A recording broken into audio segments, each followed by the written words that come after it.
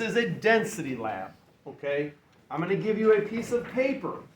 It has two sides with things on both sides, okay? If you read this, and if you read the chapter on liquid physics, you should be good, okay? Okay. There are places on the back for you to put your measurements. Oh my. Okay, yeah, back to the sheet on the back. On the front, you put your names, you and your partner, okay? On the back, there's where you put your measurements. So what you're going to do is you're going to take an item. I've got a few items here. I've got little Polly Pockets that you can drown. That's kind of cruel. You have some quartz, and you've got some coal, and you got these stupid little glass decorative things that I hate. Find them all over my house all the time. I've got a broken shear bolt off my baler. I have a lead bolt off my parts rake. I've got a cork. Yeah, that's a thing. I have like this leather sheath thing, which by the way, once you get in there, it's hard to pull out, so you can just use one of these. Another thing, if you put something in, and you're like, well, I couldn't submerge it. Take one of my wires and submerge it. Okay, it's got to be fully submerged to find its volume. All right. So anyway, you're gonna turn on one of these scales. There's a scale over there. There's a scale over there. There's a scale over there. So there's plenty of scales around the room. I also have a baker's dozen of these graduated cylinders, which are marked with milliliters. The little bitty lines are milliliters. Okay. By the way, if you don't remember, a milliliter is equal to a cubic centimeter. Close. Okay. Not even, but and anyway, so you're going to, first of all, you're going to read the instructions. Okay, you're going to read the thing, all right? But I'm giving you an abridged version 2, not instead of 2, which means you're still going to read this, yes? First period didn't, and I had a bunch of people like, I don't know how to find density.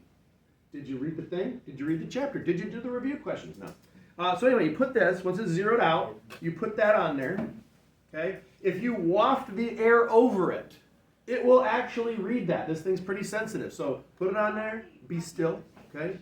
And then record. You're probably going to want to do to about the hundredths. Does that work? Okay, so 0.2, dot, the 2 points past the dot. So now you have your mass. Now, it confused people because there's 2 spots for the mass of each of the 2 samples you're going to find the density for today. Does that make sense? That's because you take it once, you write it down. You take it again, you write it down, and you use the what of the 2. Starts with an A. You use the average of the 2, okay? It makes it a little bit more accurate if you take the average of 2 readings or the average of 3 or 4. I mean, the more the better, but we're not going to take that much time. So you'll get 2 readings, take the average of the 2. If you got 2 numbers like a couple away from each other, pick the one in the middle, right? That's an average. When you just deal with 2. Okay, so you're going to do that for 2 samples. Do one at a time. Okay? I only have a few samples. There should be enough for every group to have 1 thing at a time. Don't take 2 because you're doing 2. Take 1 at a time. Everybody understand? 1 sample at a time. All right. So you're going to measure it, the mass first. Again, there will be 3 mass weighing scale station thingies around the room. Then you will come get a graduated cylinder. It does not matter how much water you put in the graduated cylinder.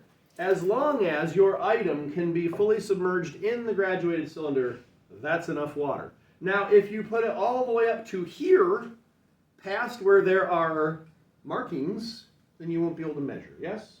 So enough that it can be submerged, not so much that it goes over the markings once it's submerged. Does that make sense? Okay. So once you have that, maybe flick it so the water gets down in there, and then you're going to very carefully read the measurement. So right now we are at 63 watts. Milliliters, very good. And a milliliter is the same as a cubic centimeter. Thank you. All right, so now once you have that, you're going to write that down as your initial volume. Okay? This is your initial volume. Then you're going to take your item, whatever said item is, whatever you chose. I'm going to use my longer, thin, broken off bolt here. And I'm going to carefully, I'm not going to go clunk. No. I'm going to tilt it a little bit. I'm going to slide it on in there. And then it has displaced some water, yes? It's kind of an odd shape. Now, true. We could get a caliper, measure the diameter of this sphere, and do circle math, yes? And find out the volume of that. We're not going to. We're just going to do displacement for the whole thing today. So this has displaced some water up because it sank right in there. So now I'm going to look at it. What was I before? 63 milliliters? Yeah. Now we are at 65 milliliters. Ooh. So how many milliliters has that displaced? 2. Easy, right?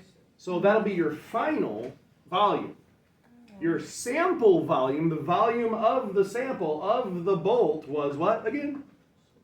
2 milliliters. So you'll take that volume and you'll use that volume to divide the what of the sample? The mass. Okay? So you have the mass divided by the sample volume gets you your density. Okay? Mm-hmm. Everybody got that? Yeah. It was in your passage. You did a review question or two about it, and it's in the reading on the front side of the sheet I'm about to give you all. Please do not ask me how to find density. It's on the sheet.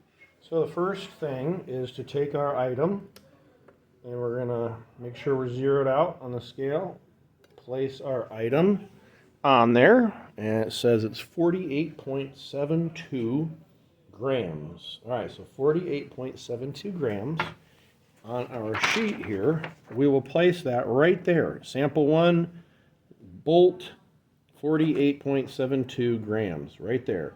Now, we can also, make sure it's zeroed out, take it again, 48.74 grams, put that there, get an average of the two. Once we have the average of the two, it'll be 48.73 grams. We're going to put that for bolt as the specimen right there, 48.73 grams. That's where it goes. Next thing we're going to do, we're going to take some water. Okay, about halfway is fine. Doesn't really matter as long as we don't have too little to submerge it all the way or too much so that it goes above our line here. It is 58, a couple bubbles. Make sure your bubbles are popped here. And we're just below 50. We'll call it 58 milliliters. Then we're going to slide this in. Okay, so right here, initial amount of water we'd put for our sample of the bolt, 58 milliliters for initial volume. Then we're going to look, and we're going to see that it's up to 64, just under 65. We'll call it 64.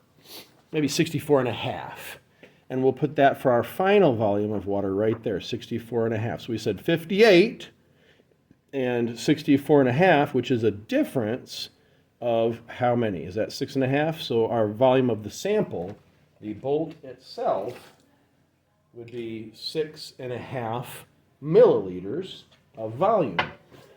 Okay, so we put our 64.5 milliliters or centimeters cubed right here as the volume. And the last thing, I'm not going to do it for you, you would take your mass divided by your volume to get your density. And that's it. That's the lab. Pretty easy. Have a good time with it.